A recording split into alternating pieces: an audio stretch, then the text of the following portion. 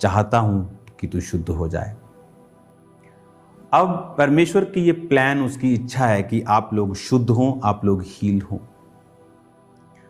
लेकिन परमेश्वर से उस हीलिंग को प्राप्त करने के लिए हम ये भी ध्यान से सोचें कि बाइबल में जिन लोगों की परमेश्वर ने हीलिंग की, जिन लोगों ने परमेश्वर से चंगाई को लिया, उन्होंने किस तरीके से, किस प्रकार और किस सीनरी, किस सीन में उनको हीलिंग परमेश्वर ने दी है। क्या 12 साल की लहू बहने वाली औरत जिसको परमेश्वर ने हील किया, क्या वो हीलिंग आसान थी? बिल्कुल आसान नहीं थी। बाइबल कहती वो अपना पैसा खर्च चुकी थी, उसके पास कोई ऐसा साधन नहीं था कि कोई उसे उठा के लेके जाए। लहू बहने का 12 साल से रोग था और बीमार हो चुकी थी, लास्ट पोजीशन पे चली गई थी, चल भी नहीं सकती थी, पैसा भी नहीं था, और बिब्लिकली भी वचन के मुताबिक वो किसी बंदे को छू नहीं सकती थी, क्योंकि जैसे ही वो किसी को छूती वो अशुद्ध हो जाती। वचन क्या कहता है? उसने अपनी पूरी ताकत को इकट्ठा किया, अपनी विल पावर को गैदर किया और उसने जीसस क्राइस्ट को छुआ, और जीसस ने कहा मुझ में से सामर्थ निकली, किसने मुझे छुआ है? लेकिन वचन कहता है कि वो औरत डरती हुई इसलिए आई क्योंकि वो जानती थी कि वो किसी को टच नहीं कर सकती, खासकर किसी यहूदी को, किसी अपने जन को, जो वचन पे, यहोवा के व्यवस्था पे चलने वाले लोग थे। जब यहां पर हम वचन पढ़ते हैं तो कहा कि जितने उसे छूते थे सब चंगे हो जाते थे। और जब हम इसको इब्रानी भाषा में पढ़ते हैं, यूनानी भाषा में नया नियम लिखा गया, जब हम उस नए नियम को, इस आयत को पढ़ते हैं तो वहां पे लिखा है कि वो मेड होल, कि परमेश्वर ने उसे मेड होल किया, यानी उसे कंप्लीट किया। होल का मतलब है सोजो, हील करना, प्रिजर्व करना, वेल करना, कंप्लीट करना।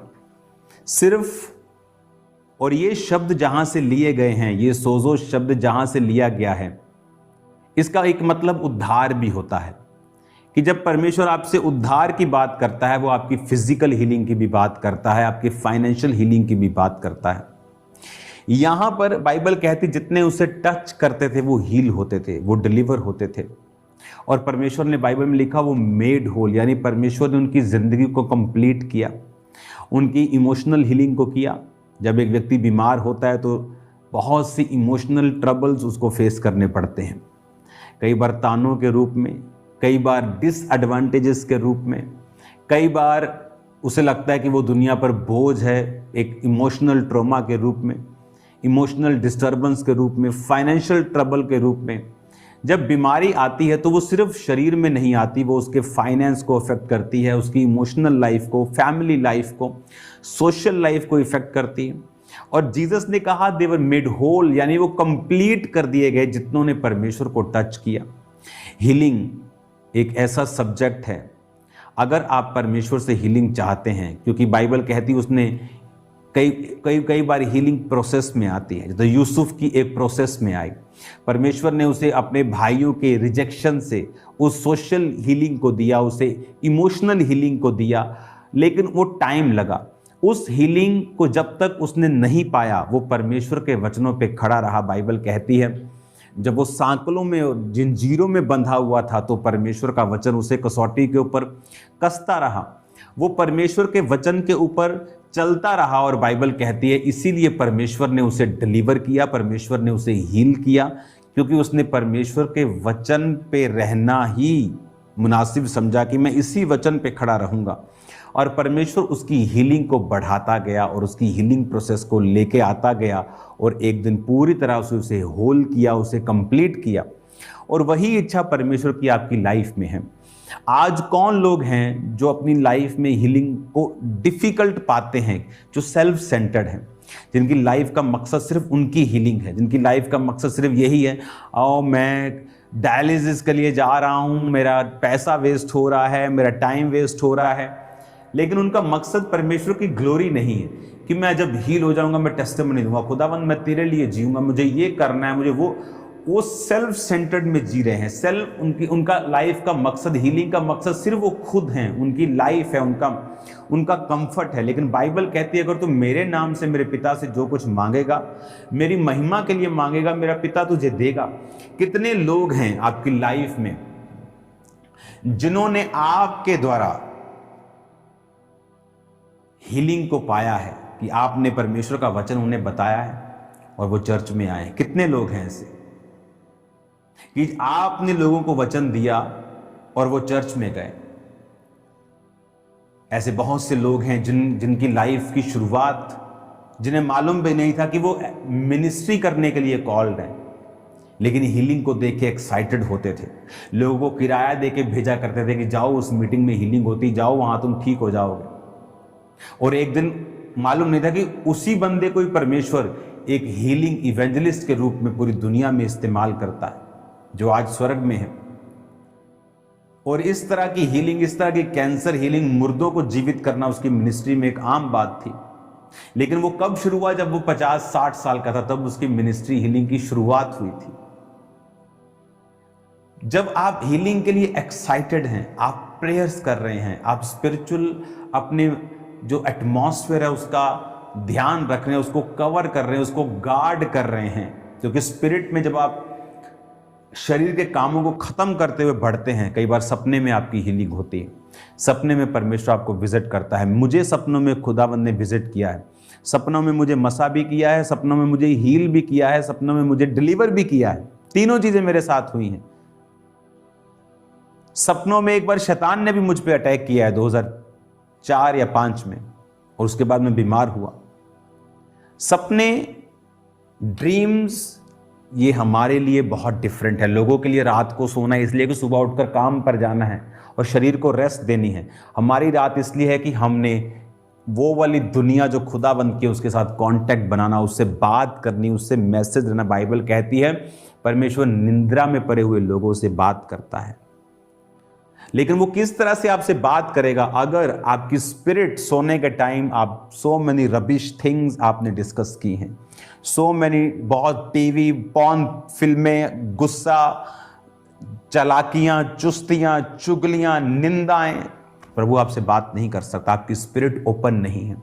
आपकी स्पिरिट फ्री होनी चाहिए, लाइट होनी चाहिए, होलीनेस में होनी चाहिए, कि जब आप सोएं तो खुदावंद का रूह, के एंजल्स आपके सपने में एंटर करें और आपको टच करे, आपको हील करे, डिलीवर करें, आपको ब्लेस करें। आपसे वो बात कर सकता है सपनों में, आपके बिजनेस के रिगार्डिंग, आपकी लाइफ के रिगार्डिंग। वो आपको गाइड, क्योंकि जीसस क्राइस्ट की ये इच्छा है आपको मेड होल करना। सिर्फ शरीर में ही चंगा ना करना, सोशली, इमोशनली, आपको स्पिरिचुअली, फाइनेंशियली, बॉडी में, सेहत में, हर जगह आपकी मैरिड लाइफ, वो आपको कंप्लीट करना चाहता है। लेकिन उस प्रोसेस में जाने से पहले अपनी स्पिरिट को आपको रेडी रखना कि मुझे ये हीलिंग लेनी है। उसे मेडिटेशन में जाना, प्रेयर्स में जाना, परमेश्वर पे भरोसा रखना, उसके क्रूस को देखना, उसके बहते लहू को देखना, अपने आप को इन चीज़ों से सेपरेट रखना। बहुत से लोग बोलते हैं कि मुझे दिमाग में बहुत गंदे विचार आते हैं, फिर साथ ही बोल देंगे अच्छा मेरी बॉडी के लिए प्रेयर करना, मुझे ये प्रॉब्लम खत्म नहीं हो रही। लिखा सब गुनाह शरीर से बाहर हैं, व्यभिचार करने वाला अपने ही शरीर के खिलाफ पाप करता है। You are sinning against your own body, your own body. जब आप व्यभिचार करते हैं आप अपने ही शरीर के खिलाफ आप पाप करते हैं। जब आप व्यभिचार करते हैं आप फिर अवॉइड नहीं कर सकते सिकनेस को, फिजिकल ट्रबल्स को, इमोशनल प्रॉब्लम्स को, डिप्रेशन को। आप उसे अवॉइड नहीं कर सकते। आपने फिर पेमेंट दे दिया, वो कोरियर तो पहुंचेगा आज, 1 दिन बाद, 10 दिन बाद। अगर मुझे शरीर की हीलिंग लेनी है तो इस शरीर को पहले मुझे पवित्रताई में चलाना सीखना होगा, ताकि जब प्रभु इसे छुए कंप्लीट हो, मेड होल। ये खुदा की इच्छा, आपको होल करना, कंप्लीट हीलिंग आपको देनी। इसलिए उद्धार सिर्फ आत्मिक उद्धार के लिए शब्द यूज नहीं होता यूनानी भाषा में। आजकल जो उद्धार लोगों ने लगाई है, कई बार उन्हें ये मालूम नहीं कि उद्धार हीलिंग के लिए भी उद्धार वर्ड यूज होता है। असली जो बाइबल की वर्डिंग है उसमें आत्मिक उद्धार एक हिस्सा है, सबसे बड़ा हिस्सा यही है आत्मिक उद्धार, लेकिन हीलिंग वेरी वेरी स्ट्रॉन्ग हिस्सा है उसका, डिलीवरेंस। इसलिए जीसस ने कहा जाओ प्रचार करो और दुष्ट आत्मा से लोगों को छुड़ाओ और बीमारों को चंगा करो। उसने अकेला बोल देना प्रचार करो, लोगों की आत्माओं को बचाओ, हीलिंग की जरूरत नहीं है, क्योंकि जब खुद कर नहीं होती तो जो कर रहे हैं उनसे दिक्कत होती है। लेकिन परमेश्वर आपको हील करना चाहता है। अपने आप को इकट्ठा करो, अपनी लाइफ को कंसंट्रेशन के साथ चलाओ। अगर आपने हीलिंग बोई नहीं है, आप लोगों को जीसस के बारे में बताते नहीं हैं, आपकी लाइफ में कई बार हीलिंग एंटर नहीं करती। जो आप बोते हैं वो आप काटते हैं। अपनी लाइफ को होलीनेस में, सेपरेशन में चलाओ। अगर आप नहीं चलेंगे, आपकी बॉडी स्ट्रगल करेगी हीलिंग के लिए, और परमेश्वर ऐसा नहीं चाहता आपके साथ हो। God bless you all. खुदावंद आपको बरकत दे, वो आपको हील करे, वो आपको डिलीवर करे। आज आपके पास ऑयल से प्रेयर होगी। सेकंड इंस्ट्रक्शन, आपको ऑयल मिलेगा भी। तो जब आप ऑयल को रिसीव करेंगे, अपने घर जाकर, अपने घर, अपना वर्क प्लेस, अपना ऑफिस, अपना टेबल, अपने पेट्स, अपना गाड़ियां, सब पर आपको क्रॉस बनाकर उसे मसा करना है। क्योंकि मैंने जादू और टोनों को आपके घरों से एक्सपोज होकर, पुरानी फोटोज, चीज़ें, जादू, टोने, वो चीज़ें जो लिखी होती हैं पेपर्स के ऊपर, वाइट पेपर्स, ब्लैक पेपर्स, मैं निकलता हुआ देख रहा हूँ।